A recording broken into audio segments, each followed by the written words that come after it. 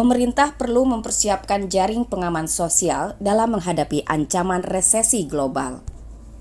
Jaring pengaman sosial tersebut untuk menghindari terjadinya penambahan angka kemiskinan.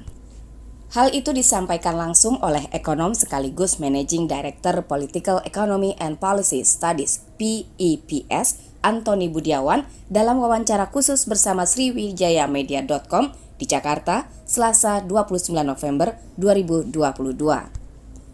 Menurut Antoni, dampak yang akan terjadi pada Indonesia tergantung dari seberapa besar kenaikan suku bunga dan penurunan komoditas.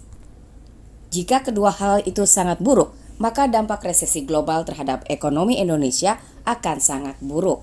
Dampak dari kenaikan suku bunga adalah arus balik dolar dari negara berkembang ke negara maju atau ke negara asalnya. Nah, khususnya apa yang harus dilakukan oleh negara berkembang? Pertama adalah apakah bank sentral, karena ini suku bunga naik dan kita tahu ya suku bunga Amerika Serikat sudah naik 4%, 3,75%. Tapi Indonesia hanya menaikkan 1,75%, dari 3,5% menjadi 5,25%. Nah, kenaikan yang tidak cukup ini membuat selisih bunga antara Amerika Serikat dengan Indonesia itu mengecil.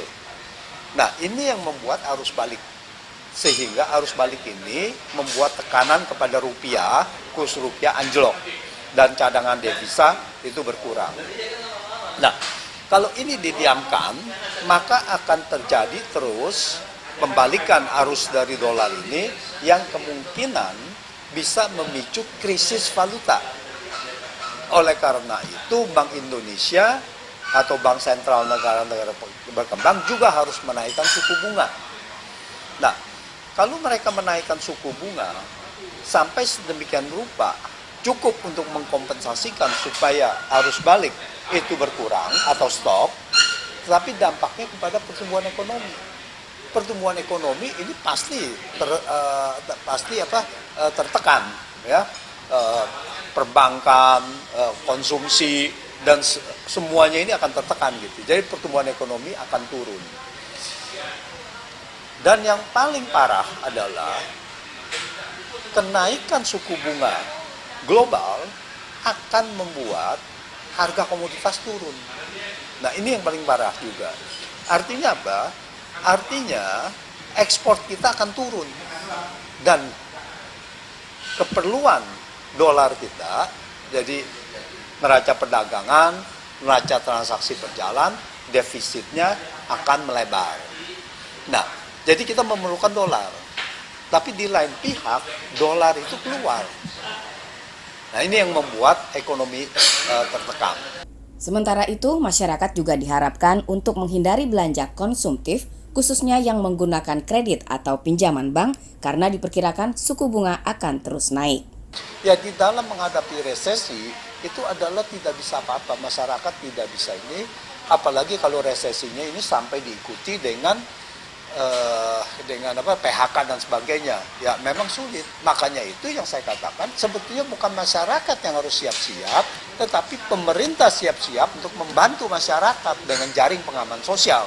Nah, masyarakat sendiri, kalau dia secara yang mempunyai kekuatan ekonomi, dia pasti menghindari jangan utang, beli properti lah atau apa, karena ini akan naik bunganya, dan kalau resesi maka harga properti pun akan turun gitu. Nah, jangan membeli barang-barang yang memakai bunga pinjaman, apakah itu yang namanya durable goods ya, apakah nanti ada stimulus mungkin dari untuk kendaraan gitu.